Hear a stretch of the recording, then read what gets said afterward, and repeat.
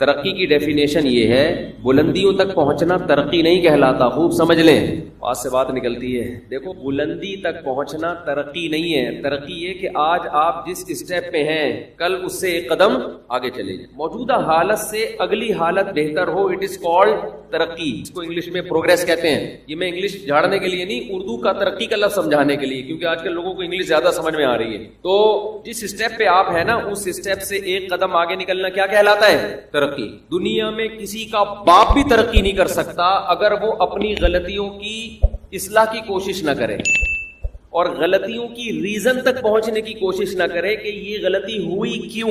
مسلمان کا جو تباہی بربادی ہے نا، خاص طور پہ دیندار لوگوں کے ساتھ جو حالات چل رہے ہیں، کیونکہ جن چڑیل بھوت میں لبرل لوگ نہیں ہیں، دیندار لوگ ہیں. بھائی کیا کریں کیسے یار، جن چڑیل بھوت یہ لبرل لوگوں کے، گوروں کے مسائل، جاپانیوں کے، فرانسیسیوں کے مسائل نہیں ہیں، یہ دینداروں کے مسائل ہیں. اور دینداروں میں علماء کے زیادہ مسائل ہیں، یہ عوام کے کم ہیں، اس میں علماء زیادہ مبتلا ہیں. تو ٹاپک ہی چینج ہو جاتا ہے، پھر سارا بیان کا بیڑا غرق ہو جاتا ہے. گورے کو کوئی مسئلہ ہوگا نا، کہیں بھی خارش بھی ہو رہی ہے، اس کو بھی ہوتی ہے خارش. یاد رکھو مسلمان جو پاکستانی لوگ ہیں ان کو خارش ہوتی ہے تھوڑی، لیکن ہوتی رہتی ہے. گورے کو جب خارش ہوتی ہے نا، وہ ہماری طرح یہ نہیں کبھی یوں کھجا رہا ہے کبھی یوں ہلکی پھلکی، اس کو پھر طبیعت سے ہوتی ہے، پھر وہ والی گورے والی خارش ہوتی ہے. پتہ چلے کہ یہ کسی پڑھے لکھے آدمی کو ہوئی، وہ پھر بڑی بڑی پالیسیاں بناتے ہیں، مسجد سے چپل چراتے نہیں ہے، یہ چیزوں پہ ٹائم ضائع نہیں کرتے. خیر تو خوب سمجھ لیں، دنیا میں کوئی بھی شخص ترقی نہیں کر سکتا جب تک اپنی غلطیوں کی اصلاح نہ کرے. غلطیوں کی اصلاح کے لیے سب سے پہلا اسٹیپ کیا ہے؟ غلطی کو غلطی مانے. اگر آپ نے یہ فرض کر لیا کہ مجھ سے غلطی ہو نہیں سکتی تو آپ غلطی کو غلطی مانو گے. جب نہیں مانو گے تو اگلا اسٹیپ کہاں سے پورا ہوگا؟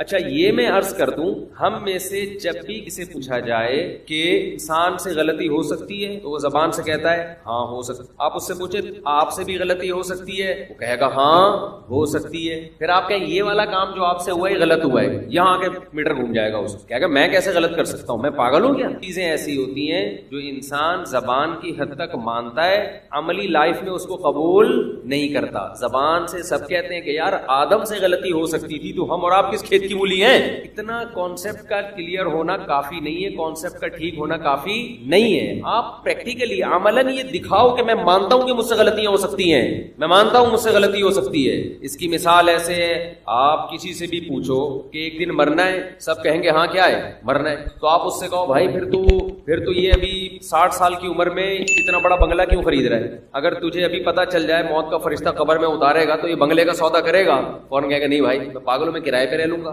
لیکن 60 کیا 80 سال میں بھی انسان گھر خرید رہا ہوتا ہے. ہم نے 80 سال کے ایک بزرگ کو دیکھا، بوڑھے آدمی کو دیکھا، پرانا گھر پورا گرا کے نیا بنا رہے ہیں. ابے کیا کر رہے ہو بھائی تم 80 سال میں؟ اب اس نئے کے بنانے کی تمہیں اتنی ٹینشن، اتنا پیسہ خرچ کرنے کی کیا ضرورت ہے؟ وارثوں کے لیے بنا رہے ہو تو ان کو پیسہ دے دو، جس نے جو بنانا ہے بنا لے گا. وارثوں کو گھر کی تھوڑی پیسوں کی ضرورت ہے نا، وہ اپنا ویسے ہی انہوں نے بیچ کے الگ ہونا ہے ابا سے آپ کے مرنے کے بعد. ہم نے اپنی زندگی میں دیکھا ہے کہ 80 سال کے بڑے میاں پرانا گھر جو تقریباً 500 گز پہ بنا ہوا تھا پورا گرا کے نئے سرے سے کیا کر رہے ہیں؟ دوبارہ بنا. آپ کہہ سکتے ہیں شکر ہے ہم ایسے نہیں ہیں. آپ کیا کہہ سکتے ہیں؟ شکر ہے ہم ایسے نہیں ہیں. اصل میں آپ کے پاس پرانا گھر گرا کے نیا گھر بنانے کے پیسے نہیں ہیں، ورنہ آپ بھی ایسے ہوتے. یہ تو ابھی کہہ رہے ہو نا ہم ایسے نہیں ہیں، اصل میں پیسے نہیں ہیں. ہر آدمی کی کھوپڑی میں یہ خناس تھوڑا نامناسب لفظ ہے، لیکن جو چیز گھسی ہوئی ہے وہ کون سی مناسب ہے؟ دماغ میں خناس ہی گھسا ہوا ہے نا.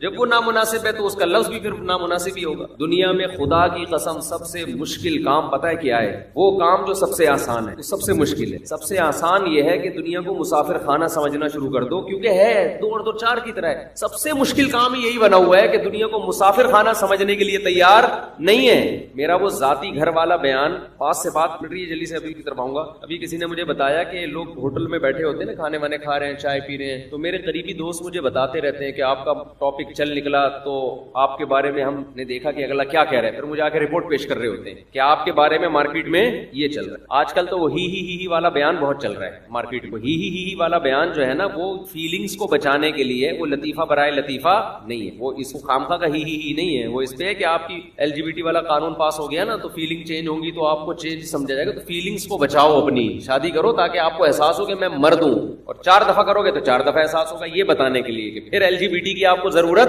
رہے گی نہیں، فطرت کو بچاؤ اپنی۔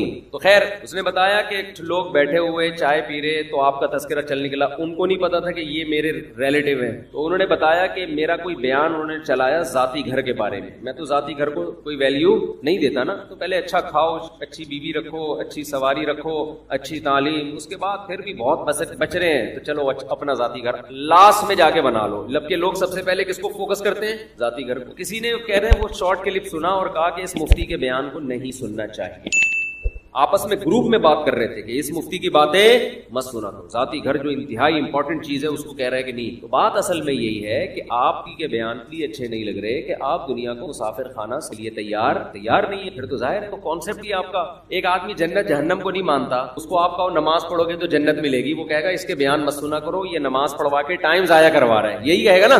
تو اس سے پہلے کچھ چیزیں ہیں وہ ماننے کے بعد نماز سمجھ میں آئے گی۔ تو جو بات میں کر رہا تھا، میں یہ عرض کر رہا تھا کہ زبان سے تو کہہ دیتے ہیں مسافر خانہ، عملاً سمجھنے کے لیے تیار نہیں ہے۔ تو ایسے ہی زبان سے ہم میں ہر شخص یہ کہتا ہے کہ غلطی انسان سے ہو سکتی ہے، مانتے ہیں، کوئی پوچھے آپ سے بھی ہو سکتی ہے، ہاں ہو سکتی ہے، لیکن عملاً جو مارکیٹ میں چل رہا ہے وہ یہ چل رہا ہے کہ مجھ سے نہیں ہو سکتا۔ بہت خطرناک، بہت ہمارے بڑوں نے ایک بہت تاکید سے ہمیں بتائی ہے، اس پر ہمارا عمل ہوا نہیں ہوا یہ تو اللہ ہی جانتا ہے، کہ کامیاب بننا چاہتے ہو نا، اپنی غلطی ماننے میں ذرا بھی ہچکچاہٹ محسوس مت، زندگی کا اصول بنا لو کہ بھائی ٹھیک ہے مجھ سے غلطی، آئندہ نہیں کرو، اس سے عزت کم ہوتی ہے تھوڑی دیر کے لیے، اور بے وقوف لوگوں کی نظر میں عزت کم ہوتی ہے، عقل مندوں کی نظر میں عزت بڑھ جاتی ہے۔ پاگل بے وقوف بھی دنیا میں ہول سیل کے حساب سے پائے جاتے ہیں نا۔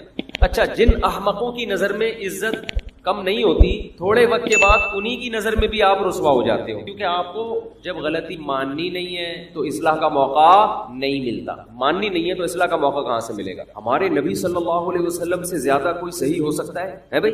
آپ صلی اللہ علیہ وسلم نے قسم اٹھائی کہ میں فلاں کو صدقہ نہیں دوں گا، بعد میں آپ کو خیال آیا کہ دینا چاہیے، آپ نے ان کو بلایا اور صدقہ دیا اور اپنی قسم توڑ دی، اتنی لچک ہے پیغمبر صلی اللہ علیہ وسلم۔ صحابی نے عرض کیا یا رسول اللہ، پیغمبر ہے میں آپ سے قسم توڑوا رہا ہوں۔ آپ نے فرمایا من حلف علی یمین فرأى غیرها خیرا منها فلیکفر عن یمینہ، کہ جو شخص کی بات پہ قسم اٹھائے اور بعد میں خیال آئے کہ غلطی ہوئی ہے مجھ سے تو قسم توڑ دے اور کفارہ دے۔ کامیاب ہونے کی زینہ ہے، اگر آپ صلی اللہ علیہ وسلم قسم اٹھاتے تو میں نہیں دوں گا میں صدقہ اور اسی پہ ڈٹے رہتے، بعد میں خیال ہوتا کہ نہیں دینا چاہیے، تو اسباب کی دنیا میں جو کامیابیاں، باقی تو اللہ کامیابی دینے والا ہے لیکن اس کے لیے اللہ اسباب بھی تو اختیار کرواتا ہے نا، تو وہ کامیابیاں پھر نہ ہوتی۔ پیغمبروں کو بھی اللہ کامیابیوں کے اسباب اختیار کرواتا ہے پھر کامیاب کرتا ہے، ایسے بیٹھے بیٹھے وہ بھی کامیاب نہیں ہو جاتے۔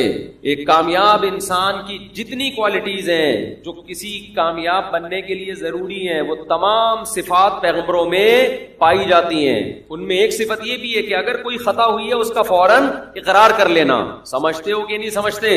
ہاں، ایک صورت میں اقرار کرنا نہ کرنا ٹھیک ہے، آپ کو پتا ہے میں نے اقرار کیا تو سامنے والا ظلم کرے گا، کیا کرے گا؟ سامنے والا ظلم کرے گا۔ کیا نماز میں بسم اللہ پڑھنا واجب ہے؟ کیا بسم اللہ الرحمن الرحیم نماز کی پہلی رکعت میں پڑھی جائے گی یا ہر رکعت میں پڑھنا وہ لازم ہے؟ بھائی لازم کسی رکعت میں بھی نہیں ہے، سنت ہے، بہتر ہے جب پہلی رکعت میں آپ اللہ اکبر کہہ کے نیت باندھتے ہیں تو ثنا پڑھیں، ثنا کے بعد اعوذ باللہ من الشیطان الرجیم، پھر بسم اللہ الرحمن الرحیم، پھر سورہ فاتحہ پڑھیں۔ سورہ فاتحہ کے بعد اگر آپ درمیان سے کہیں سے تلاوت کر رہے ہیں سورت کے تو پھر بسم اللہ نہ پڑھیں، اگر سورت کے شروع سے تلاوت کر رہے ہیں تو پھر بسم اللہ الرحمن الرحیم دوبارہ پڑھیں، اور جیسے الم تر کیف فعل ربک پڑھ لی یا قل اللہ پڑھ لی تو سورت شروع کرنے سے پہلے بسم اللہ پڑھیں آپ، سنت ہے۔ پھر جب دوسری رکعت کے لیے آپ کھڑے ہوں گے تو پھر سورہ فاتحہ سے پہلے بسم اللہ، اور پھر جب سورہ فاتحہ پڑھ کے نئی سورت شروع کریں گے تو بسم اللہ۔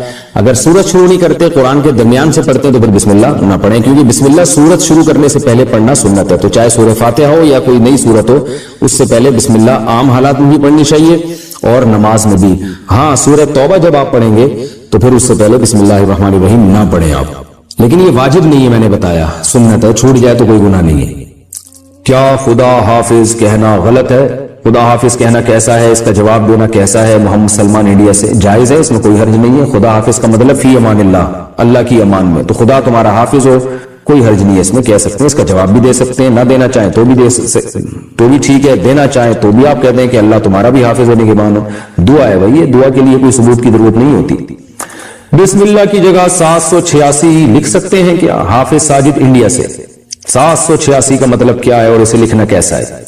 دیکھیں جو ہم بولتے ہیں نا یہ علم اعداد کے ذریعے بھی زبان ہے، تو وہ ہر عدد کا ایک لفظ کی وہ جو ہے نا ترجمانی کر رہا ہوتا ہے، تو جو علم اعداد کو جانتے ہیں کہ کس طرح سے کون سا لفظ لکھا جاتا ہے تو وہ بتاتے ہیں کہ 786 یہ بسم اللہ کا ترجمہ ہے گویا کہ، یعنی بسم اللہ کو 786 بھی ریاضی کی زبان میں لکھا جاتا ہے، تو اس لیے اگر کسی نے لکھ لیا تو گناہ نہیں ہے، لیکن یہ عمل ہے خلاف سنت، اس لیے کہ قرآن و سنت نے جو ہمیں رسم الخط بتایا ہے اس رسم الخط کو چینج نہیں کیا جا سکتا۔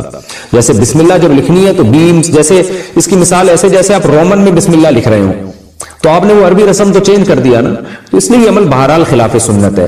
تو اللہ کا نام لیں پورا تمیز سے، بسم اللہ الرحمن الرحیم۔ آپ صلی اللہ علیہ وسلم جتنے بادشاہوں کو خط لکھتے تھے بسم اللہ لکھتے تھے۔ حضرت سلیمان علیہ السلام نے ملکہ سبا کو خط لکھا تو اس میں کیا لکھا؟ انہ من سلیمان وانہ بسم اللہ الرحمن الرحیم۔ ملکہ سبا خط پڑھ کے بتا رہی ہے کہ اس میں لکھا ہوا ہے بسم اللہ الرحمن الرحیم۔ تو جن الفاظ کے ساتھ قرآن نے بیان کیا بسم اللہ کو، حدیث نے بیان کیا، آپ اسی الفاظ کے ساتھ لکھیں، یہ فضیلت جبھی حاصل ہوگی۔ بعض لوگ یہ کہتے ہیں کہ جی وہ بے ادبی بھی تو ہو سکتی ہے، اخبار وہ کاغذ کے نیچے بھی تو اللہ کا نام گر سکتا ہے، تو دیکھیں یہ کام تو نبی بھی سوچ سکتے تھے۔ نبی جب غیر مسلم بادشاہوں کو خطوط لکھ رہے تھے تو وہ تو بسم اللہ لکھا کرتے تھے آپ صلی اللہ علیہ وسلم۔ حضرت سلیمان علیہ السلام نے جب ملکہ سبا کو خط لکھا اس میں بسم اللہ لکھی، حالانکہ وہاں خطرہ موجود تھا کہ ملکہ سبا کہیں غصے میں آ کے پھینک نہ دے نیچے، تو دیکھیں اگر کوئی پھینک رہا ہے تو اس کا اپنا ہیڈک ہے، وہ اس کی وجہ سے یہ تھوڑی کہ اللہ اس کے رسول کا نام کاغذ پہ لکھنا ہی بند کر دیں گے ہم، یہ تو غلط ہو جائے گا پھر۔ تو اس لیے ہمیں یہی پتا چلتا ہے کہ ہم جب بھی کسی کو تحریر لکھیں کوئی اہتمام والی ہو وہ بسم اللہ الرحمن الرحیم سے ہمیں شروع کرنی چاہیے، اور اگر وہ بے ادبی کرتا ہے تو یہ اس کا ہیڈک ہے، یہ آپ کا ہیڈک نہیں ہے، اور کرتے بھی نہیں ہیں عام طور پر مسلمان ہیں الحمدللہ، تو غیر شعوری طور پر ہو جائے تو ایک الگ بات ہے۔ 786 لکھنے میں نقصان یہ ہے کہ آپ اللہ کا نام لیتے ہوئے کنجوسی سے کام لے رہے ہیں۔ ہمارے حضرت فرمایا کرتے تھے کہ جو لوگ 786 لکھتے ہیں ان سے سوال یہ ہے کہ اللہ کا نام لکھنے میں کہ آپ کی سیاہی زیادہ گھس جائے گی پوری بسم اللہ لکھنے میں، اس لیے آپ کر رہے ہیں کہ اتنا میرا جو ہے نا اسراف ہو جائے گا، خدا رکھو، تو کتنی سیاہی گھس جائے گی آپ کی، یا آپ اس لیے لکھ رہے ہیں کہ ٹائم بچا لیں گے؟ تو 786 لکھنے میں اور پوری بسم اللہ لکھنے میں سیکنڈ کا بھی فرق میرا خیال ہے بہت ہی کم آتا ہو، تو اتنا سا ٹائم بچا کے آپ نے کیا کرنا ہے؟ تو اس لیے جو پراپر وے ہے، جو پراپر طریقہ ہے بسم اللہ الرحمن الرحیم کا، اسی طریقے سے لکھنی چاہیے، اور درود شریف بھی پورا لکھنا چاہیے۔ جب ہم نبی کا نام لکھتے ہیں تو بعض لوگ صرف اوپر چھوٹا سا سواد ڈال دیتے ہیں، یہ بھی غلط ہے بھائی، آپ کیوں کنجوسی سے کام لے رہے ہیں کہ آپ اپنا ٹائم بچا رہے ہیں؟ تو نبی کے درود پڑھنے میں جو ٹائم خرچ ہوگا وہ تو قیمتی بن جائے گا، نبی کا درود لکھنے میں جو ٹائم خرچ ہوگا وہ تو قیمتی بن جائے گا، تو نہ اس سے ٹائم بچ رہا ہے، نہ آپ کے قلم کی سیاہی بچ رہی ہے۔ کتنی بچا لیں گے سیاہی؟ کیا کرنا ہے آپ نے؟ کیا اس سے بزنس کرنا ہے؟ جو پین میں آپ کے تھوڑی سی بال پین میں تھوڑی سی سیاہی بچ جائے گی تو کیا اس کو بیچنا ہے آپ نے مارکیٹ میں؟ تو خام خواہ کی ایک چیز ہے، تو جو پراپر وے ہے درود شریف لکھنے کا صلی اللہ علیہ وسلم، یہ پورا بولا بھی پورا کریں اور لکھا بھی پورا کریں۔ بولنے سے یاد آیا، بولتے بھی لوگ ادھورا ہیں۔ اکثر میں نے لوگوں کو دیکھا ہے آپ صلی اللہ علیہ وسلم نے فرمایا، نبی صلی اللہ علیہ وسلم نے فرمایا، او بھائی پورا بول دو، نبی صلی اللہ علیہ وسلم نے ارشاد فرمایا، آپ صلی اللہ علیہ وسلم نے ارشاد فرمایا، رسول اللہ صلی اللہ علیہ وسلم نے یہ کام فرمایا، تو پورا صلی اللہ علیہ وسلم تمیز سے بولنا چاہیے۔ یہاں بھی جو شارٹ کر دیتے ہیں نا صلی اللہ علیہ وسلم، اس سے بھی پتہ نہیں کیا ہو رہا ہے، باقی ساری بات پوری تمیز سے تجوید کے ساتھ وہ ایک ایک حرف جو ہے نا پورے طریقے سے ادا کر رہے ہوتے ہیں، جہاں درود شریف کی بات آئی ٹائم بچانے کی فکر شروع ہو جاتی ہے، تو یہ طریقہ بھی غلط ہے۔ تو اس میں آپ کتنا ٹائم بچا لو گے، کتنے سیکنڈ بچا لو گے آپ، اور کیا بچا کے آپ کیا کر لو گے اس میں؟ تو جب درود پڑھیں نبی صلی اللہ علیہ وسلم نے ارشاد فرمایا، بات چل پڑی ہے تو سلام بھی ایسے ہی ہے، سلام بھی لوگ ایسے کرتے ہیں السلام علیکم، کہیں گزرے ہوں السلام، وہ جواب میں کیا بولیں؟ وہ میں اکثر ایک واقعہ سناتا ہوں، ہمارے استاذ کو جب کوئی سلام کرتا تھا نا تو کہتے تھے بس یہ جواب آتا تھا، تو ہم کہتے تھے استاد جی آپ کیسا جواب دے رہے ہیں؟ انہوں نے کہا جیسا سلام ہے ویسا جواب ہے، کہہ رہے سلام میں ہلکی سی آواز آئی ہے، بس اتنی سی آواز آئی ہے السلام، تو جواب میں السلام، تو وہ ان کو تنبیہ کرنے کے لیے نا السلام علیکم، جواب آ رہے وعلیکم، یعنی وعلیکم بس ہلکا سا سین، تو یہ طریقہ صحیح نہیں ہے۔ سلام کریں السلام علیکم، السلام علیکم ورحمۃ اللہ، السلام علیکم ورحمۃ اللہ وبرکاتہ۔ سلام کی قرآن نے ایسی تعریف کی ہے سورہ نور میں، تحیۃ من عند اللہ مبارکۃ طیبہ اے ایمان والو جب گھروں میں داخل ہو فسلموا علی انفسکم، گھر والوں کو سلام کیا کرو. یہ اللہ کی طرف سے ملاقات کے وقت ایک دعائیہ کلمہ ہے جو اللہ کی طرف سے گفٹ ہے، مبارک ہے، پاکیزہ کلمہ ہے. تو اللہ نے سلام کی اتنی تعریف کی ہے تو آپ اس سلام ہی کو پی جاتے ہیں، السلام علیکم السلام علیکم اس طرح کر گھما رہے ہوتے ہیں. تو پراپر تمیز سے سلام کیا کریں. دعا ہے یہ، السلام علیکم ورحمۃ اللہ وبرکاتہ، آپ پر سلامتی ہو اللہ کی طرف سے، اس کی رحمتیں بھی اور اس کی برکتیں بھی.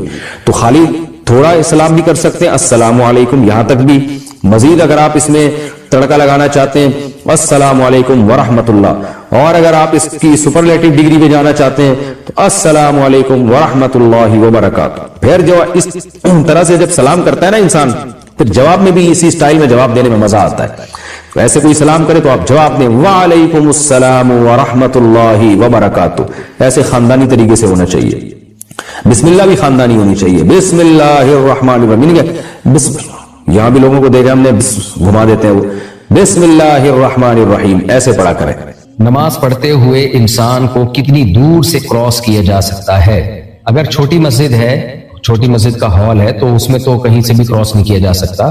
لیکن اگر بڑی مسجدیں، عام طور پر آج کل بڑی مسجدیں ہی ہوتی ہیں یا ہال بھی بڑے ہی ہوتے ہیں، یا میدان میں نماز پڑھ رہے ہیں، تو اگر سترا ہے تو سترے کے آگے سے گزرا جا سکتا ہے. لیکن اگر سترا نہیں ہے تو جو نمازی ہے نا، جہاں وہ نماز پڑھ رہا ہے اس کے آگے سے 3 صفوں کے آگے سے بالاتفاق گزرا جا سکتا ہے. بعض علماء نے 2 صفوں کا بھی کہا ہے، لیکن احتیاط اسی نے 3 صفیں، یعنی ایک صف تو وہ جو جہاں بندہ نماز پڑھ رہا ہے وہ، اور اس کے آگے کی 2 صفیں. کبھی ضرورت ہو تو 2 صفوں کے بعد سے بھی گزرنے کی گنجائش ہے. محمد عمار سہارنپور سے، کیا مسلمان غیر مسلم کی شادی میں جا سکتا ہے؟ کسی بھی غیر مسلم کی تقریب جن کا ان کی مذہبی تقریب سے تعلق نہ ہو اس میں جانا جائز ہے. مذہبی تقریب نہ ہو تو شادی مذہبی تقریب نہیں ہوتی. یہ تو ہر قوم میں نکاح اور شادی بیاہ ہوتا ہے، تو ان کی کوئی دعوت ہے اس میں بھی جا سکتے ہیں. لیکن شادی بیاہ کی دعوتوں میں جانے میں اس کی اہمیت نہیں ہے کہ وہ جس کی شادی ہو رہی ہے وہ مسلم ہے یا وہ غیر مسلم ہے، بلکہ اس کا تعلق اس سے ہے کہ وہاں گناہ ہوں گے کہ نہیں ہوں گے. اگر موسیقی ہے، ناچ گانے ہو رہے ہیں تو ایسی محفل میں جانا جائز نہیں، چاہے مسلم ہو چاہے غیر مسلم. تو غیر مسلم تو عام طور پر اپنی شادی بیاہ میں بہت ہی دھوم دھڑکے کرتے ہیں اور شراب کباب بھی چل رہی ہوتی ہے ان کے ہاں. تو ایسی محفل میں کسی مسلمان کا جانا، چاہے یہ محفل مسلمان کی ہو یا غیر مسلم کی ہو، گناہوں کی اس طرح کی محفل میں شادی بیاہ کی تقریب کے لیے جانا جائز نہیں. مفتی صاحب میں حنفی ہوں لیکن کبھی کبھار آمین زور سے پڑھتا ہوں، کبھی کبھار رفع الیدین بھی کرتا ہوں، کیا ایسا کرنا صحیح ہے؟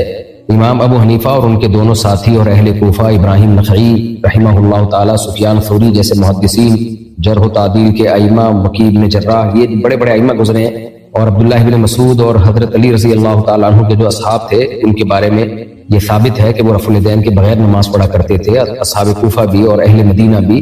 تو اس سے استدلال کیا گیا ہے کہ نبی صلی اللہ علیہ وسلم کا آخری عمل ترک رفع الیدین تھا. اگر رفع الیدین کو سنت مانا جائے تو 2 سردوں کے درمیان بھی پھر نبی صلی اللہ علیہ وسلم نے رفع الیدین کیا ہے. لیکن جو اس کا جواب ہے وہی باقی کا جواب ہے. عبداللہ بن مسعود کی حدیث کی وجہ سے اس پر میں بہت دفعہ ڈیٹیل میں بات کر چکا ہوں. ان سب کا خلاصہ یہی ہے کہ ہماری رائے میں رفع الیدین نہ کرنا یہ سنت ہے، کیونکہ نبی نے کیا پھر ترک کر دیا، اس کو نہ کرنا سنت ہے.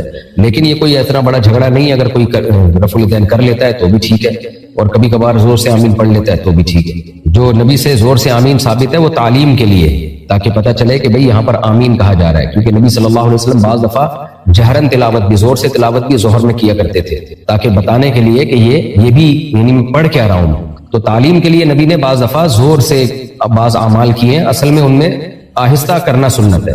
تو آمین میں بھی ادعوا ربکم تضرعا وخفیہ، اللہ نے فرمایا کہ اپنے رب کو خفیتاً پکارو. تو آمین بھی دعا ہے اور دیگر احادیث بھی ہیں، لیکن یہ کوئی حلال و حرام کا مسئلہ نہیں ہے. نبی نے بھی کبھی زور سے آمین کہہ دی تو آپ بھی کہتے ہیں کبھی کبھار، کبھی رفع الیدین کر لے، کوئی حرج نہیں اس میں. کیا درود مقدس اور دعائے جمیلہ پڑھنا صحیح ہے؟ میرے علم میں نہیں ہے یہ دعائے جمیلہ کون سی ہے، درود مقدس کون سی ہے.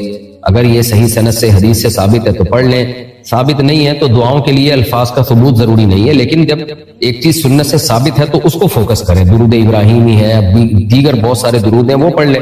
کیا ضرورت ہے ایسی چیز کی طرف جانے کی جس کا ثبوت ہی نہ ہو؟ کیا بیوی کے مال پر یا اس کی کمائی پر شوہر کا کوئی حق ہے؟ نہیں، بیوی کے مال یا اس کی کمائی پہ شوہر کا حق نہیں ہے. البتہ یہ ضرور ہے کہ بیوی کے پاس پیسہ 2 طرح سے آتا ہے. ایک پیسہ بلکہ 3 طرح سے آتا ہے. ایک پیسہ تو وہ ہے جو اس کے ابا کی وراثت میں اس کو ملا ہے، یا وارث کی کسی مورث کی وراثت میں اس کو ملا ہے. وہ تو ٹوٹلی بیوی کا ہی ہے. دوسرا ہے اس کو جو گفٹ ملے ہیں کہیں سے یا ملتے ہیں تو وہ بھی بیوی کا ہی ہے, شوہر کا اس پہ حق نہیں ہے. تیسرا ہے بیوی جاب کر رہی ہے, تو جاب میں دیکھا جائے گا یہ شوہر کی پرمیشن کے بغیر کر رہی ہے یا شوہر کی پرمیشن سے کر رہی ہے. شوہر کی پرمیشن کے بغیر اگر کر رہی ہے تو شریعت میں شوہر کے بنیادی حقوق میں سے ایک حق یہ ہے کہ بیوی شوہر کی اجازت کے بغیر گھر سے باہر نہیں جا سکتی. اسلام نے ہسبینڈ کو جو بنیادی رائٹس دی ہیں وہ ان میں سے ایک رائٹ یہ ہے کہ آپ کی وائف آپ کی مرضی کے بغیر آپ کے گھر سے باہر شدید ضرورت کے بغیر نہیں نکل سکتی, الا یہ کہ اپنے رشتہ داروں سے کبھی کبھار جو قریبی رشتہ دار ہیں ان سے ملنے جاتی ہے, ان سے روکنے کا شوہر کو حق نہیں ہے. اب جاب تو ایک مستقل چیز ہے, صبح جانا ہے شام کو آنا ہے, تو اس میں شوہر روک سکتا ہے بیوی کو. تو ایسی صورت میں اگر عورت نہیں مانتی شوہر کی بات اور وہ گھر سے باہر چلی جاتی ہے, جاب کرتی ہے,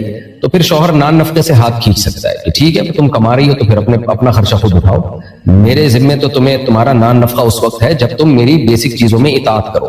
تو پھر شوہر نان نفقے سے ہاتھ کھینچ سکتا ہے, ٹھیک ہے پھر اپنا خرچہ خود اٹھاؤ. تو شوہر بیوی کو روکے گا تو پھر شوہر پر نان نفقہ واجب ہوگا, کیونکہ آپ ہی کی وجہ سے وہ آپ کے گھر میں ٹھہری ہوئی ہے, تو نان نفقہ آپ پر واجب. اگر وہ ٹھہر ہی نہیں رہی ہے تو پھر نان نفقہ آپ پہ واجب نہیں ہے. تو ایسی صورت میں بھی یہ نہیں ہوگا کہ بیوی کے مال پہ شوہر کا حق ہوگا, بلکہ شوہر کے مال پہ بیوی کا حق ساقط ہو جائے گا. البتہ یہ بات ضرور سمجھیں اچھی طرح سے کہ میاں بیوی کے جو معاملات ہیں نا وہ رابطے سے زیادہ, ضابطے کے قانون سے زیادہ رابطے کے قانون پہ چلتے ہیں. کیا مطلب ضابطے اور رابطے؟ کہ شریعت نے جھگڑے کے وقت میں یہ اصول بیان کیے ہیں کہ جب میاں بیوی میں اختلاف ہوگا تو پھر یہ اصول ہے تاکہ جھگڑا ختم ہو. نارملی میاں بیوی کا مال ایک دوسرے کا مال ہی سمجھا جاتا ہے, تو اگر بیوی کما رہی ہے اور شوہر کو کبھی ضرورت پڑ جاتی ہے, شوہر کی اجازت سے کما رہی ہے, تو میاں بیوی کا رشتہ ایسا ہوتا ہے اس میں یہ نہیں ہونا چاہیے کہ شوہر ہاسپٹل میں پڑا ہوا ہے, اس کو علاج کے لیے پیسے چاہیے, ہے ہی نہیں پیسے اور وہ بیوی سے پیسے مانگ رہا ہے, بھائی اب میں مر رہا ہوں, میں نے تمہیں کھلایا پلایا, تھوڑا سا میری مدد کر لو. تو بیوی کیا ایکچولی بیوی کے مال میں شوہر کا کوئی حق نہیں ہے. تو یہ رشتے کے بہرحال خلاف ہے. تو جو محبت کا تعلق میاں بیوی کے درمیان ہوتا ہے اس کا تقاضا یہ کہ اصل حکم تو یہی ہے کہ شوہر نے بیوی پہ خرچ کرنا ہے, لیکن کبھی ضرورت پڑے اور بیوی کے پاس مال ہو تو شوہر کو خود سے اس کو چاہیے کہ وہ پوچھ لیا کرے, دے دیا کرے. ہمارے سامنے کیس آیا کہ شوہر کھلاتا تھا پلاتا تھا بیوی کو, کبھی اس کو کوئی مصیبت آ گئی, بیمار ہو گیا, تو بچے کے لیے اس نے جو ہے بیوی سے قرضہ لیا, تھوڑا سا, بہت بڑی رقم بھی نہیں تھی, تو بچے کا علاج کیا, نہیں تھا بیچارے کے پاس, پیسے ختم ہو گئے. تو اب بیگم صاحبہ نے اس سے ہڈا کر رہی ہے کہ میرے پیسے مجھے واپس کرو. بھائی بچہ تمہارا بھی تو ہے, ٹھیک ہے شرعاً بچے کا خرچہ باپ پہ واجب ہے, لیکن اخلاقیات بھی کوئی چیز ہوتی ہیں اور وفا بھی کوئی چیز ہوتی ہے کہ جس آدمی نے ساری زندگی کھلایا پلایا ہے, آج تھوڑا سا مسئلے اس کے ساتھ ہو گئے اور آپ کے پاس پیسہ ہے تو تھوڑا تعاون کر لیں. تو قانون اور ضابطے کی بات تو یہی ہے کہ بیوی کے مال پہ شوہر کا کوئی حق نہیں ہے, لیکن محبت کا تعلق, آپس کا تعلق یہ ہے کہ جب کسی کو ضرورت پڑتی ہے تو اس کے ساتھ تعاون کیا جاتا ہے, اور چھوٹی موٹی رقموں کی واپسی کا مطالبہ بھی نہیں کیا جاتا عام طور پہ. ہاں بڑی رقم ہو تو ایک الگ بات ہے. کیا مذاق میں 3 دفعہ طلاق کہنے سے طلاق ہو جاتی ہے؟ جی ہاں, مذاق میں بھی 3 دفعہ طلاق کہنے سے طلاق ہو جاتی ہے. نبی صلی اللہ علیہ وسلم نے فرمایا ثلاث جدہن جد وہزلہن جد, 3 چیزیں ایسی ہیں جن کا مذاق بھی حقیقت ہے اور حقیقت بھی حقیقت ہے. ان 3 چیزوں میں آپ صلی اللہ علیہ وسلم نے طلاق کو بھی کاؤنٹ کیا ہے. محمد عابد بھکر سے, اگر شوہر بیوی سے لڑائی کے دوران اس کے بھائی کو فون کر کے بولے کہ آ کر اپنی بہن کو لے جاؤ, میری طرف سے فارغ ہے, تو کیا طلاق ہو جائے گی؟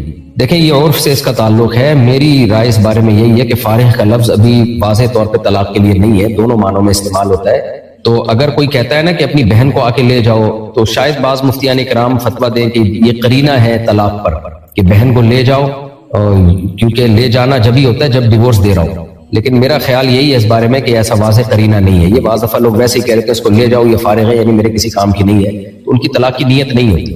تو ایسے الفاظ اگر کسی نے بولے ہیں اپنی بیوی کے بارے میں, اپنے برادر نسبتی کو, سالے کو کہا کہ اپنی بہن کو آ کے لے جاؤ, میری طرف سے یہ فارغ ہے, شوہر سے پوچھا جائے گا آپ کی نیت کیا تھی فارغ کے لفظ سے. اگر وہ کہتا ہے کہ فارغ کا مطلب میں نے اس کو چھوڑ دیا ہے, تو پھر ایک طلاق بائن ہوگی, طلاق ایک ہوگی لیکن نکاح ٹوٹ گیا. اور اگر اس کی نیت یہ تھی کہ نہیں جی میری یہ ہرگز نیت نہیں تھی, تو طلاق کی نیت نہیں تھی, تو پھر طلاق واقع نہیں ہوگی. لیکن شوہر کو چاہیے وہ اللہ کو حاضر ناظر جان کے جو بات اس کے دل میں ہے وہ زبان پہ لے کر آئے, اس وقت جو اس کے دل میں نیت تھی. بعض دفعہ شوہر کی نیت اس وقت طلاق کی ہوتی ہے, کم وقت بعد میں بیان بدل دیتا ہے. تو مفتی کے فتویٰ دینے سے اللہ کے حلال کو حرام اور حرام کو حلال نہیں کیا جا سکتا. مفتی تو ظاہر پہ فتویٰ دیتا ہے, تو شوہر کے دل کی حالت تو شوہر ہی بہتر جانتا ہے, تو اس میں اس غلط بیانی سے کام لینا اس کے لیے حرام ہے. اگر ہم لیٹ کر قرآن پاک کی تلاوت سن رہے ہیں تو بے ادبی تو نہیں ہوگی؟ نہیں. قضائے عمری کی نماز بیٹھ کر پڑھ سکتے ہیں؟ نہیں جناب, فرض نماز کھڑے ہو کر پڑھنا ہی ضروری ہے. وطر بھی کھڑے ہو کر پڑھنا ضروری ہے۔ رفیقہ صاحبہ انڈیا سے، مفتی صاحب چہرے کا پردہ کرنے سے بہت پریشانی ہوتی ہے، باقی الحمدللہ میں پردے میں رہتی ہوں، بس چہرے کا پردہ نہیں کرتی ہوں، تو کیا میں گنہگار ہوں گی؟ جوان عورت کے لیے چہرے کا پردہ لازم ہے، البتہ نہ کرنے سے بہتر ہے۔ باقی باڈی، بعض خواتین بہت ہی ماڈرن ہو جاتی ہیں، وہ اسکارف بھی نہیں لیتی، some thing is better than nothing, تو ہم ان خواتین سے کہتے ہیں بھائی چلو پہلے باقی باڈی کور کر لیں، پھر اللہ توفیق دے گا تو چہرے کا پردہ بھی کر لیے گا، لیکن آپ کو بھی چاہیے چہرے کا پردہ کریں۔ راجح بات جس پہ فتویٰ دیا گیا ہے دلیل کے لحاظ سے، فساد زمان کے لحاظ سے، راجح بات یہی ہے کہ جوان عورت کے لیے چہرہ چھپانا لازم ہے، تو آپ ہمت کریں، اللہ تعالیٰ آپ کو ہمت عطا فرمائے۔ جب اللہ تعالیٰ ہر چیز پر قادر ہے اور ایک پتہ بھی اللہ کے حکم کے بغیر نہیں ہلتا، تو اللہ کیا گناہ سے روکنے پر قادر نہیں ہے؟ بالکل قادر ہے۔ دیکھیں ایگزامینیشن ہال میں آپ بیٹھے ہوئے ہوتے ہیں، پیپر حل کر رہے ہوتے ہیں، تو ایگزامینر کو یا حکومت کو یہ رائٹ ہوتا ہے کہ وہ آپ کو روک لے پیپر سے۔ ایگزامینر کو نہ بھی ہو رائٹ تو جو بھی تعلیم کا وزیر ہوتا ہے وہ ایک کال پہ پیپر رکوا سکتا ہے کہ بھائی امتحان کینسل ہو گئے ہیں یا یہ پیپر جو لوگ پیپر حل کر رہے ہیں وہ روک دیں، لیکن وہ نہیں روکتا۔ کیوں؟ تاکہ بھائی امتحان ہو، پتہ چلے کہ کون صحیح ہے کون غلط ہے۔ تو اللہ تعالیٰ بھی ہمیں گناہ سے روکنے پر قادر ہے، لیکن قرآن کہتا ہے میں نہیں روکتا۔ نیکی سے روکنے پر بھی اللہ قدرت رکھتا ہے لیکن نہیں روکتا، نیکی بھی کرنے دیتا ہے، گناہ بھی کرنے دیتا ہے تاکہ آزمائش ہو۔ اب اللہ کو پتا تو ہے پہلے سے کہ کون جنتی کون جہنمی اور کون گناہ کرے گا کون نہیں کرے گا، کیونکہ اللہ کا علم کامل ہے، لیکن اللہ پریکٹیکلی ہونے دیتا ہے تاکہ بندوں پر حجت تمام ہو۔ تو اس لیے اللہ کو گناہ سے روکنے پر قدرت ہے، مگر اللہ گناہ سے زبردستی روکتا نہیں ہے، منع تو کرتا ہے۔ ان تشکروا یرضہ لکم ولا یرضی لعبادہ الکفر، اللہ کہتے ہیں اچھے کام کرو گے تو اللہ خوش ہوگا، اور اگر برے کام کرو گے تو اللہ ناراض ہوگا۔ تو اگر اللہ گناہوں سے زبردستی روک دے لوگوں کو تو نتیجہ کیا نکلے گا؟ آزمائش ختم ہو جائے گی، تو یہ دنیا آزمائش کی جگہ ہے۔ عورت کے لیے آئی برو بنوانا منع ہے، لیکن اگر چہرے پر کسی اور جگہ بال ہوں تو کیا ان کو ہٹا سکتے ہیں؟ جی ہٹا سکتے ہیں۔ چہرے پر کسی اور جگہ بال ہوں تو صرف آئی برو کے بال صاف کرنا منع ہے، باقی چہرے کے بال صاف کیے جا سکتے ہیں۔ والد کی جیب سے پیسے نکالنا کیا چوری میں شمار ہوگا؟ جی بالکل، والد کی پینٹ سے پیسے نکالنا، چاہے آپ کی اماں نکالیں چاہے آپ نکالیں، چوری میں ہی شمار ہوگا۔ نبی صلی اللہ علیہ وسلم نے جو شوہر کے بنیادی حقوق بتائے عورت کے لیے وہ یہ کہ اس کے مال کی محافظ ہو، اور اولاد کے لیے بھی جائز نہیں کہ وہ اباس کے جیب سے بغیر بتائے پیسے نکالے، اور یہ چھوٹی چھوٹی چوریاں ہی انسان کو بڑی بڑی چوریوں کی طرف لے کر جاتی ہے اور ڈکیتیاں سکھاتی ہے۔ پھر وہ کوئی آدمی اپنی بیوی کو بار بار کہے کہ میں تمہیں طلاق دے دوں گا تو کیا گناہگار ہوگا؟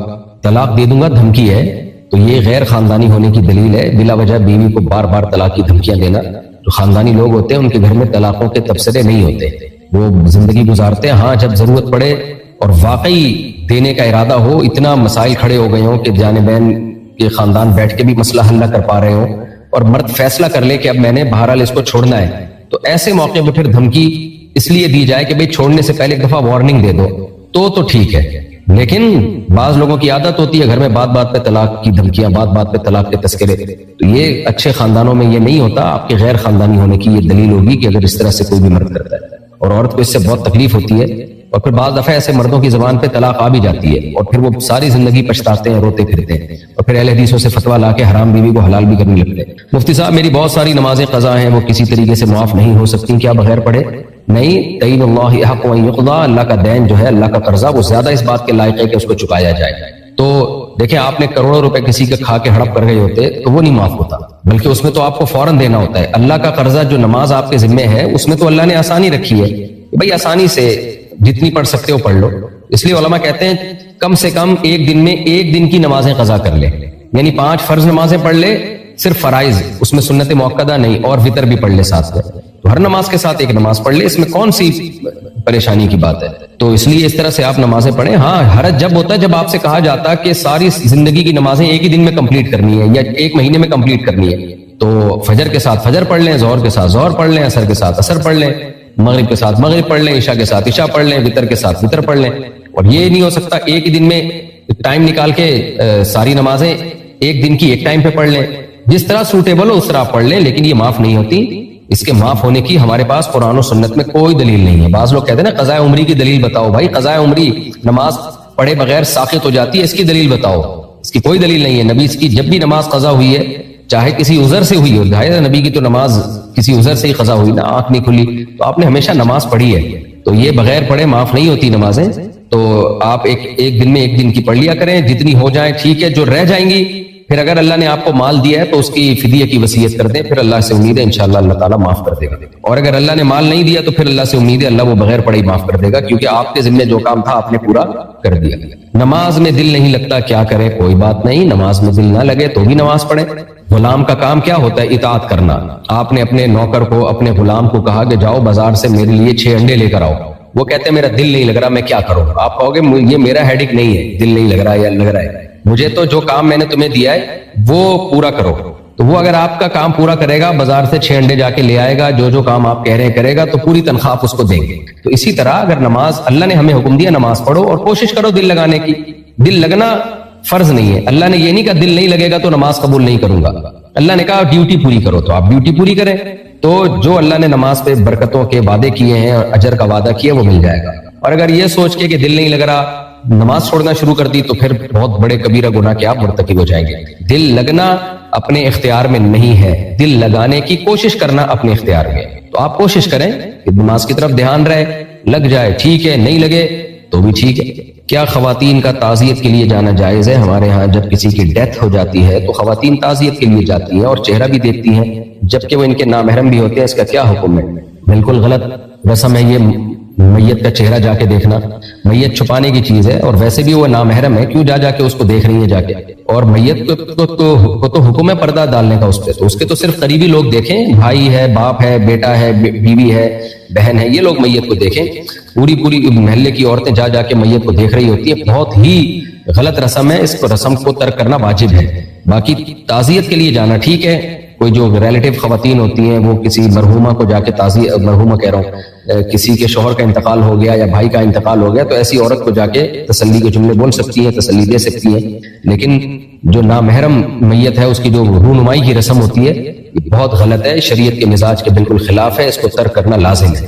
میں نے اپنے بھائی سے اس کا بیٹا لیا تھا, اب وہ بیٹا میرے پاس 9 سال کا ہو گیا ہے. آپ کے بیان سے پتہ چلا کہ وہ میری بیوی کا محرم نہیں ہے, تو اب کیا کیا جائے؟ اس کو کس طرح سے محرم بنا سکتے ہیں؟ اب تو محرم بننے کا چانس ختم ہو گیا, کیونکہ اگر وہ بچہ ہوتا تو اپنی وائف کی بہن وغیرہ کا دودھ پلوا دیتے اس کو, تو پھر وہ جو ہے آپ کی وائف اس کی خالہ بن جاتی. اب یہی ہے کہ وہ نامحرم ہی رہے گا ساری زندگی. ہاں آپ کی بیٹی ہوتی تو اس کی شادی اس سے کرا دیتے, داماد بن جاتا, وہ بھی محرم بن جاتا ہے. لیکن آپ کی تو اولاد نہیں ہے, شاید اسی وجہ سے آپ نے لے پالک بیٹا لیا ہے. تو اب یہ ہے کہ احتیاط کریں, آپ کی وائف اس سے پردہ کریں, لیکن گھر میں ایک ہی گھر میں رہتے ہوئے پردے میں تھوڑی سی نرمی ہے. یعنی ایسا نہیں ہو کہ برقع پہن کے بیٹھی رہے, بس تھوڑا سا چہرہ پہ کپڑا ڈال کے رکھیں اس کے سامنے, اور یعنی بالکل سامنے نہ بیٹھیں اس کے, جیسے دیور بھابھی گھر میں ہوتے ہیں اس طرح سے رہیں. تو اسی گھر میں رہیں اور بات چیت بھی کی جا سکتی ہے ضرورت کی. آمنے سامنے نہ بیٹھیں, بس آمنے سامنے بیٹھ کے گپے نہ ماریں. یہ جب ہے جب آپ کی وائف جوان ہو, اور اگر آپ کی وائف ایجڈ ہو چکی ہے تو پھر چہرہ کھولنے کی بھی گنجائش ہے, پھر وہ چہرہ کھول کے اس سے بات چیت کر سکتی ہے ان کے سامنے. لیکن اگر ینگ ہے تو پھر ان کے لیے آپ کے بیٹے کے سامنے بیٹھنا اور گپ شپ لگانا یہ جائز نہیں ہے. اگر پیشاب کے راستے سے کچھ اور نکل آئے تو کیا وضو کرنا ہوگا یا غسل؟ کچھ بھی نکلے پیشاب کے راستے سے تو اس سے وضو ٹوٹ جاتا ہے اور وضو کرنا فرض ہو جاتا ہے. غسل جب فرض ہوتا ہے جب شہوت کے ساتھ جسم سے منی نکلے. میں روزانہ 80 کلومیٹر دور ڈیوٹی کے لیے جاتا ہوں, تو ڈیوٹی پر قصر نماز پڑھوں گا یا پوری نماز؟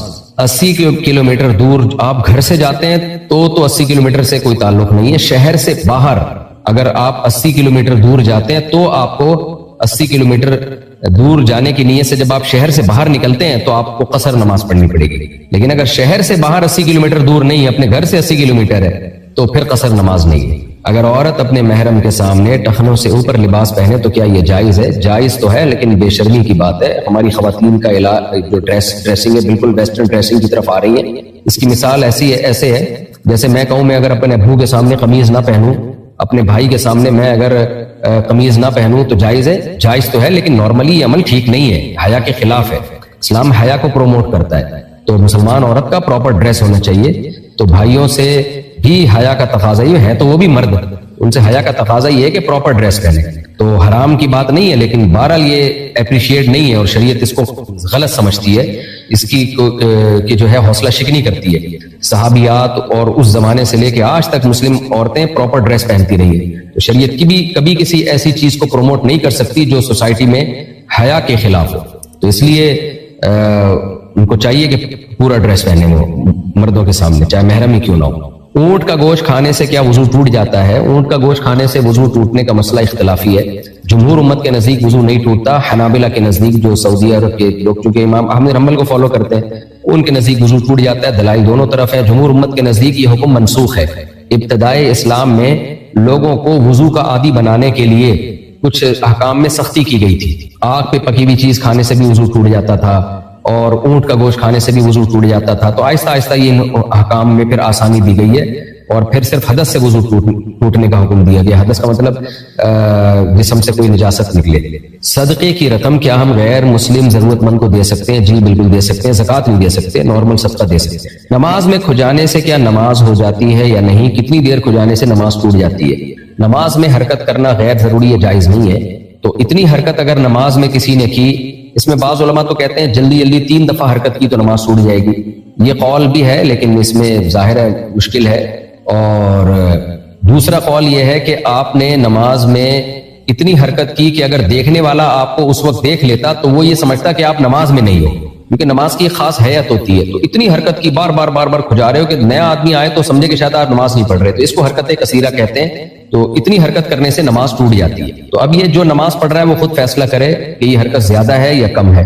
لیکن ضرورت کی وجہ سے اگر کھجایا جائے تو کنٹینیوسلی نہ کھجایا جائے، تھوڑا وقفے سے کھجایا جائے تاکہ کنٹینیوسلی اتنی حرکت نہ ہو کہ جس سے نماز ٹوٹ جائے. ہمارے حضرت مفتی رشید احمد صاحب رحمہ اللہ تعالیٰ فرمایا کرتے تھے کہ یہ آج کل لوگوں کو نماز سے پہلے خارش نہیں ہوتی، نماز کی نیت باندھتے ہی خارش شروع ہو جاتی ہے. تو فرماتے تھے پہلے کھجا لیا کرو جتنا کھجانا ہے، اس کے بعد تکبیر کہہ کے نیت باندھو تاکہ سکون اور اطمینان سے نماز ہو سکے. اگر ہسبینڈ وائف پر ہاتھ اٹھاتا ہو تو وائف کیا کرے؟ اپنے خاندان والوں کو بتائے، دونوں طرف کے خاندان بیٹھیں اور یہ فیصلہ کریں کہ کوئی کیا وجہ ہے، کیوں ہاتھ اٹھا رہے ہیں، کوئی معقول ریزن ہے یا نامعقول ریزن ہے. اور اگر معقول ریزن ہے تو ہاتھ اٹھائے بغیر بھی کام چل سکتا ہے کہ نہیں چل سکتا. تو پرسنلی یہ اس طرح کے مسائل میں ایک رائے دینا ٹھیک نہیں ہوتا. ہر گھر کے حالات مختلف ہوتے ہیں. نارملی تو دیکھیں بیوی پہ ہاتھ اٹھانا شریعت میں پسندیدہ کام نہیں ہے. ہمارے نبی صلی اللہ علیہ وسلم نے پوری زندگی اپنی کسی زوجہ پہ ہاتھ نہیں اٹھایا. لیکن آگے وہ کر کیا رہی ہے؟ بعض عورتیں شوہر کے ماں باپ کو گالی دے رہی ہوتی ہیں، بعض کسی فحاشی میں مبتلا ہو چکی ہوتی ہیں. تو اب ہر گھر کے حالات مختلف ہوتے ہیں. تو اس لیے اس کے بارے میں جو قرآن نے ہمیں حکم دیا ہے کہ دونوں طرف کے خاندان کے سمجھدار لوگ بیٹھ جائیں اور وہ کیس اسٹڈی کریں کہ ہو کیا رہا ہے سوسائٹی میں، خاندان میں. اور بعض مرد ظالم ہوتے ہیں، ان کو ہاتھ اٹھانے کا شوق ہوتا ہے، ان کی گھر سے باہر کہیں چلتی نہیں ہے تو پھر وہ گھر میں آ کے سارا نزلہ بیوی پہ اتار رہے ہوتے ہیں. تو اس میں جنرلی کوئی مسئلہ بیان کرنا میرے لیے ممکن نہیں ہے. جب تک میاں بیوی کے حالات پورے سامنے نہ آئے اس وقت تک فیصلہ کرنا یہ یا کوئی رائے دینا بہت مشکل ہے. اس سے گھروں کا نظام میں بعض دفعہ میرے کلپ چلتے ہیں اور الٹا فساد پیدا ہو جاتا ہے. کیا توبہ کرنے سے ہر گناہ معاف ہو جاتا ہے یا کچھ گناہ ایسے بھی ہیں جو توبہ سے معاف نہیں ہوتے؟ توبہ اگر سچے دل سے کسی نے کی ہو کہ جو ماضی میں ہو چکا اس پہ پکی ڈھکی ندامت ہو، اس وقت اس گناہ کو چھوڑ دے اور آئندہ نہ کرنے کا عزم ہو، اور یہ بھی عزم ہو کہ میں گناہ کے اسباب بھی اختیار نہیں کروں گا، وہ کام جس سے گناہ کی طرف رغبت ہوتی وہ بھی نہیں کروں گا، تو پھر گناہ معاف ہو جاتا ہے. ہر گناہ معاف ہو جاتا ہے. البتہ حقوق العباد جو ہیں یا اللہ کے وہ حقوق جو ذمے میں رہ جاتے ہیں وہ بہرحال آپ کو ادا کرنے پڑیں گے. جیسے فرض نمازیں آپ نے قضا کی ہے، توبہ تو کر لی لیکن قضا بہرحال کرنی پڑے گی اس کو. اسی طرح کسی کا قرضہ لیا ہوا ہے، پیسے ہیں، تو وہ بہرحال آپ کو دینے پڑیں گے. کوئی بندہ قتل کر دیا تو اس کی دیت دینی پڑے گی، جتنی اللہ استطاعت دے اس حساب سے قسطوں میں دی جا سکتی ہے. تو وہ جو حقوق العباد ہیں وہ بہرحال پورے کرنے پڑیں گے. اگر بچے نے پیمپر پہنا ہوا ہو اور پیمپر کے اندر نجاست ہو اور ہم نماز پڑھ رہے ہوں، بچہ اگر ہمارے اوپر بیٹھ جائے تو کیا ہماری نماز ہو جائے گی؟ نہیں، نماز نہیں ہوگی. اگر نماز میں نظریں ادھر ادھر جائیں تو اس کا کیا حکم ہے؟ خلاف سنت ہے، اس عادت کو چھوڑنا چاہیے. نبی صلی اللہ علیہ وسلم نے خاص طور پر اوپر کی طرف دیکھنے پہ تو بہت شدید وعید ہے. تو نماز میں سنت یہی ہے کہ جب آپ قیام کی جگہ کھڑے ہوئے ہوں تو سجدے کی جگہ پر آپ نظر رکھیں، جب اتحیات میں ہوں تو اپنی جھولی پہ نظر رکھیں، رکوع میں ہوں تو اپنے پاؤں پہ نظر رکھیں. میں ہندو ہوں، پوچھنا چاہتا ہوں کہ آپ صرف اپنے دھرم کی بات کرتے ہو، کیا اور دھرم اچھے نہیں ہیں؟ میرے بھائی آپ نے جو سوال پوچھا ہے، دیکھیں دو متضاد، دو ایک دوسرے سے ٹکرانے والی باتیں ٹھیک نہیں ہو سکتی نا. سائنسدان کوئی تھیوری پیش کرتے ہیں، ایک سائنسدان ایک تھیوری پیش کرتا ہے، دوسری اس کے مخالف تھیوری پیش کرتا ہے، تو حقیقت میں تو ایک ہی ٹھیک ہوگی، وہ دونوں تو ٹھیک نہیں ہوں گی. آپ کے نظریات ہیں، اب اسلام کے جو نظریات ہیں، اسلام کے جو عقیدے ہیں، وہ دوسرے مذہب سے بہت ڈیفرنٹ ہیں. مثال کے طور پر ہم ہندو مذہبی کو دیکھ لیتے ہیں. اسلام سب سے پہلے اس بات پہ بلیو رکھتا ہے کہ اس کائنات کو بنانے والا ایک ہے، اور عبادت بھی صرف اسی کی جائے گی، اسی کے سامنے سجدہ کیا جائے گا، اسی کے سامنے جھکا جائے گا، اس کے سوا کسی کی پرستش، کسی کی عبادت جائز نہیں ہے. اور اس کو اسلام نے بہت بڑا جرم قرار دیا ہے. تو آپ خود سوچیں کہ جب اسلام ایک خدا کا قائل ہے اور وہ کہہ رہا ہے کہ دو گاڈ نہیں ہو سکتے، دو معبود نہیں ہو سکتے، دو بھگوان نہیں ہو سکتے، اور تم نے عبادت بھی صرف اسی کی کرنی ہے، کسی پتھر کے بنے ہوئے بت کے سامنے تم نہیں جھک سکتے، تو پھر اسلام کیسے کہے گا کہ بھائی اسلام بھی ٹھیک ہے، ہندو دھرم بھی ٹھیک ہے؟ یہ تو پھر اسلام ہی کے غلط ہونے کی دلیل ہو جائے گی نا، کہ اسلام کسی ایک جگہ ٹک ہی نہیں رہا. دیکھیں کورٹ میں کیس چلتا ہے، گواہ کہتے ہیں کہ اس شخص نے اس شخص سے پیسے لیے ہیں، میرا جو یعنی یہ آدمی درست ہے، پھر وہی گواہ بیان بدل دیتا ہے کہ یہ درست نہیں ہے، تو کورٹ کہے گی، جج کہے گا کہ آپ کو تو خود ہی اپنے دعوے پر یقین نہیں ہے. تو دنیا میں کبھی اس کی بات سنی نہیں جاتی جو ایک دعوے پہ قائم نہیں رہتا. تو اب اسلام یہ کہتا ہے ان الدین عند اللہ الاسلام، قرآن مجید میں ہے کہ جو صحیح مذہب ہے اللہ کی نظر میں وہ صرف اور صرف اسلام ہے. اور اسلام یہ کہتا ہے کہ ایک خدا کی ہم نے عبادت کرنی ہے، اس کے سوا، اس کے علاوہ جو پتھر کی ہم مورتیاں بناتے ہیں ان کے سامنے ان کی ورشپ ہم نہیں کر سکتے، یہ اللیگل ہے، اللہ اس سے ناراض ہوتا ہے. تو اب یہ کیسے پاسبل ہے کہ اللہ یعنی اسلام کہے کہ یہ بھی ٹھیک ہے اور ہندو مذہب بھی ٹھیک ہے اور کرسچینٹی بھی ٹھیک ہے؟ عیسائی جو کرسچن ہے وہ کہتے ہیں حضرت عیسیٰ اللہ کے بیٹے ہیں، حالانکہ قرآن کہتا ہے کہ خدا کا کوئی بیٹا نہیں ہے، گاڈ کا کوئی بیٹا نہیں ہو سکتا. تو اب اگر اسلام کہتے ہیں عیسائیت بھی ٹھیک ہے، ہندوازم بھی ٹھیک ہے، تو پھر یہ اسلام ہی پہ ایک سوال ہوگا کہ پھر آپ خود ایک دعوے پر کیوں نہیں ٹک رہے ہیں، خود ایک دعوے پر کیوں قائم نہیں؟ تو اس لیے اسلام کا دعویٰ یہ کہ ان الدین عند اللہ الاسلام، دین صرف اللہ کی نظر میں اسلام. اب چونکہ میں اسلام کو سچا مذہب سمجھتا ہوں، تو جب میں جس چیز کو سچائی سمجھوں گا میں اسی کو پروموٹ کروں گا. میں ہندو مذہب کو ٹھیک نہیں سمجھتا، میں دوسرے مذاہب کو ٹھیک نہیں سمجھتا، تو میں کیسے ان کی بات کر سکتا ہوں، ان کو کیسے پروموٹ کر سکتا ہوں؟ ہاں اتنی بات ضرور ہے کہ اسلام نے یہ ضرور کہا ہے کہ اسلام دین برحق ہے، لیکن کسی بھی غیر مسلم کو زبردستی مسلم نہیں کیا جائے گا. لا اکراہ فی الدین، سورہ آل عمران میں اللہ نے کہہ دیا کہ دین میں کوئی زبردستی نہیں ہے، ہر شخص اپنے مذہب میں آزاد ہے. اللہ آخرت میں خود اچھا بدلہ دے گا ان لوگوں کو جنہوں نے صحیح دین کو فالو کیا، اور ان کو سزا دے گا جنہوں نے غلط دین کو فالو کیا. لیکن دنیا میں ہم کسی کو زبردستی مسلم ہونے کا نہیں کہہ سکتے، ایک بات. نمبر 2، اسلام نے ہمیں یہ حکم دیا کہ اگر کوئی اسلام کو ایکسیپٹ نہیں کرتا تو ہیومینٹی کی بیس پہ، انسانیت کی بیس پہ آپ نے اس سے بھی اچھا سلوک کرنا ہے. قرآن میں 28ویں پارے میں ہے لا ینہاکم اللہ عن الذین لم یقاتلوکم فی الدین، کہ جو غیر مسلم تم سے میدان جنگ میں لڑتے نہیں ہیں، جو آرام سے رہتے ہیں، تو تم نے بھی ان کے ساتھ اچھا سلوک کرنا ہے. یہ صاف ہدایات ہیں، ان کو صدقہ بھی دے سکتے ہو، ان کو گفٹ بھی دے سکتے ہو، ان کی تقریبات میں بھی جا سکتے ہو. اور اگر غیر مسلم تمہارے ماں باپ ہیں تو تمہیں ان کے ساتھ بہت زیادہ اچھا سلوک کرنا پڑے گا. اگر تمہارے ریلیٹیو ہیں تو ان سے بہت زیادہ اچھا سلوک تمہیں کرنا پڑے گا. تبھی اسلام میں ہمیں اس کی مثالیں ملتی ہیں. نبی صلی اللہ علیہ وسلم کے جو ساتھی تھے، اصحاب تھے، تو ان کے جو غیر مسلم رشتہ دار تھے، جو ریلیٹیوز تھے، ان سے بھی وہ بہت اچھا سلوک کیا کرتے تھے. خود ہمارے نبی صلی اللہ علیہ وسلم نے اس کا حکم دیا ہے. تو لیکن جہاں بات آئے گی حق کی اور باطل کی، تو پھر اسلام کہتا ہے برحق مذہب صرف اور صرف اسلام ہے، اور باقی غیر مسلموں سے ہم نے اچھا سلوک کرنا ہے. تو میں اس لیے اسلام کی بات کرتا ہوں کہ میں برحق صرف اسلام ہی کو سمجھتا ہوں. باقی جو اسلام کے علاوہ مذہب ہیں ہم ان کا احترام ضرور کرتے ہیں، لیکن ان کی تعلیمات کو فالو کرنے کو ہمارا نظریہ یہی ہے کہ اس سے خدا خوش نہیں ہوگا، کیونکہ اللہ نے ایک دین بنایا ہے اور دین واحد ہے جس کا نام ہے اسلام.